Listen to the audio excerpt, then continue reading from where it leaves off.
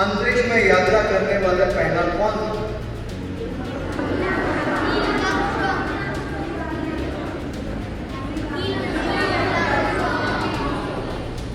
मुझे तो लगता है हनुमान जी थे, क्योंकि हम अभी भी अपने आप को अभी तक ही देख रहे हैं। हम अपने हजारों वर्ष पुरानी परंपरा, ज्ञान। नमस्कार, मैं सुष्मिता मिश्रा। आप देख रहे हैं 4 PM न्यूज नेटवर्क। देश की राजनीति में इन दिनों धर्म और संस्कृति को लेकर बयानबाजी आम बात हो गई है, लेकिन जब सत्ता के बड़े चेहरे, मंत्री और सांसद इस बहस को स्कूलों तक ले जाएं, तब मामला सिर्फ बयानबाजी का नहीं बल्कि आने वाली पीढ़ियों के भविष्य का भी हो जाता है। जी हाँ, हम बात कर रहे हैं हिमाचल के सांसद और पूर्व केंद्रीय मंत्री अनुराग ठाकुर के उस वायरल वीडियो की, जिसमें वे स्कूल के बच्चों से पूछते हैं चांद पर सबसे पहले कौन गया था। बच्चे मासूमियत से जवाब देते हैं नील आर्मस्ट्रॉन्ग, लेकिन बीजेपी सांसद कहते नहीं, पहले अंतरिक्ष यात्री तो पवन सुत हनुमान जी थे। अंतरिक्ष में यात्रा करने वाला पहला कौन था?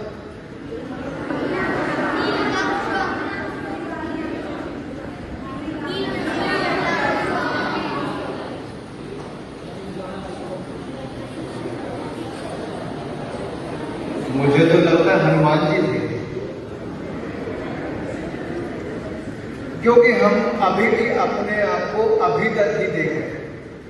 हम अपने हजारों वर्ष पुरानी परंपरा, ज्ञान, संस्कृति, जब तक हमें उसका ज्ञान नहीं होगा तो जो अंग्रेजों ने दिखाया हम वहीं तक सीमित होकर रह जाएंगे। तो मेरा फिर अनुरोध प्रिंसिपल महोदय से और आपके अध्यापकों से इतना ही रहेगा, टेक्स्ट बुक से बाहर निकल के जो हमारे वेद हैं, हमारी परंपराएं हैं, हमारा ज्ञान है, उस दिशा की ओर के अगर हम मिलकर देखेंगे तो शायद बहुत कुछ देखने को मिलेगा। अब सवाल सिर्फ ये नहीं है कि अनुराग ठाकुर ने ये बात क्यों कही।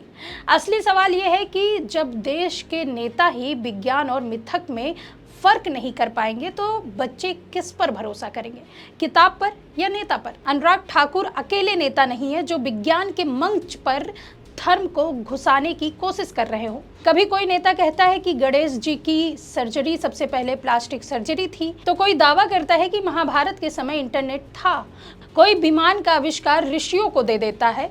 ये सब बातें अगर घर के चौपाल में हो तो मान लिया जाए, लेकिन जब कक्षा में बच्चों के सामने कही जाए तब ये खतरनाक हो जाता है, क्योंकि बच्चा वही सीखता है जो उसे मंच से बताया जाता है। मोदी सरकार और बीजेपी की पूरी राजनीति अब एक ही फार्मूले पर चल रही है, धर्म को विज्ञान पर, आस्था को तर्क पर और मिथक को तथ्य पर हावी करना। संसद से लेकर सड़क तक एजेंडा यही है। हिंदुत्व और संस्कृति, नई शिक्षा नीति के नाम पर इतिहास बदला जा रहा है। किताबों से वैज्ञानिकों के योगदान हटाकर पुराणों की कहानियां पढ़ाई जा रही। आखिर इसका फायदा क्या है? फायदा यह है कि जब पढ़ाई लिखाई कमजोर होगी तो जनता सवाल नहीं करेगी। फायदा यह है कि जब लोग तर्क नहीं करेंगे तो सरकार से जवाबदेही नहीं मांगेंगे। फायदा यह है कि जब बच्चे ही भ्रमित रहेंगे तो आने वाली पीढ़ी वोट बैंक से आगे सोच ही नहीं पाएगी। 12th फेल मूवी का ये डायलॉग आज कई राजनीति पार्टियों पर सटीक बैठता है। गरीब अगर अनपढ़ रहेगा तभी तो भेड़ बकरियों की तरह इन नेताओं के इशारों पर चलता रहेगा, और सभी जानते हैं कि यही अनपढ़ लोग इनका वोट बैंक है, जो धर्म और जाति के नाम पर वोट देते आए हैं। इसलिए डॉक्टर अंबेडकर ने 1942 में कहा था, शिक्षित हो, आंदोलन करें और संगठित हो। अब अगर जनता पढ़ लिख गई तो इन नेताओं के लिए समस्या खड़ी हो जाएगी। वही डीएमके सांसद एमके कनिमोझी ने बिल्कुल सही कहा। एक सांसद और पूर्व केंद्रीय मंत्री द्वारा स्कूली बच्चों से यह पूछना कि चांद पर सबसे पहले किसने कदम रखा और जोर देकर कहना कि वह नील आर्मस्ट्रॉन्ग नहीं बल्कि हनुमान थे, बेहद परेशान करने वाला है। विज्ञान कोई मिथक नहीं, कक्षाओं में युवाओं को गुमराह करना ज्ञान, तर्क और हमारे संविधान में निहित वैज्ञानिक सोच का अपमान है। भारत का भविष्य जिज्ञासा को पोषित करने में निहित है, न कि तथ्यों को मिथकों से भ्रमित करने में। उनकी ये बात सिर्फ अनुराग ठाकुर पर तंज नहीं बल्कि पूरी बीजेपी की मानसिकता पर हमला है। भारत ने चंद्रयान 3 से लेकर मंगलयान तक की उपलब्धियां हासिल की। पूरी दुनिया भारतीय वैज्ञानिकों की तारीफ कर रही है, लेकिन उसी भारत के नेता बच्चों को सिखा रहे हैं कि पहला अंतरिक्ष यात्री हनुमान जी थे। सोचिए, अंतरिक्ष विज्ञान पढ़ने वाला बच्चा जब स्कूल में नील आर्मस्ट्रांग पढ़ेगा और नेता से हनुमान सुनेगा तो उसका विश्वास किस पर डगमगाएगा। असल में ये पूरा खेल शिक्षा को नियंत्रित करने का है।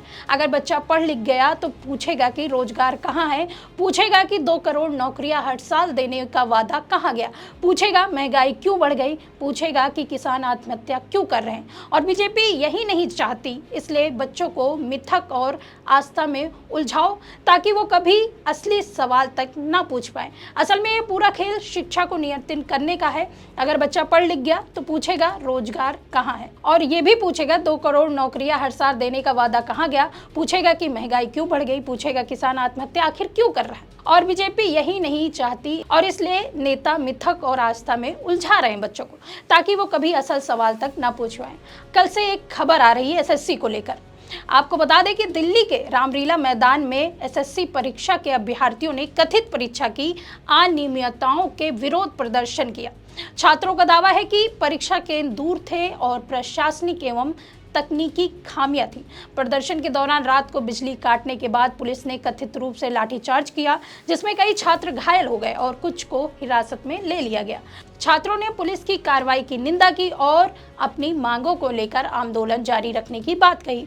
कांग्रेस ने भी इस घटना पर चिंता व्यक्त की और सरकार से छात्रों की मांगों पर ध्यान देने की अपील। ये खबर के तौर पे मैं आपको बता रही हूँ, लेकिन सच्चाई ये है कि नेता और मंत्री जो भाजपा के हैं इस पर कोई भी बात करने के लिए तैयार नहीं है। और वो पढ़ाते क्या है, हनुमान जी पहले अंतरिक्ष यात्री थे।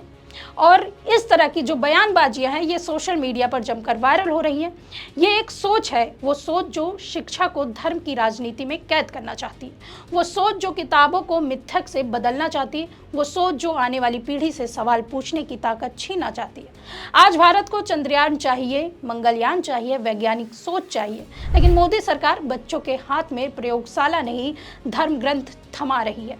और इसलिए सवाल सिर्फ अनुराग ठाकुर से नहीं बल्कि पूरी बीजेपी और मोदी सरकार से है।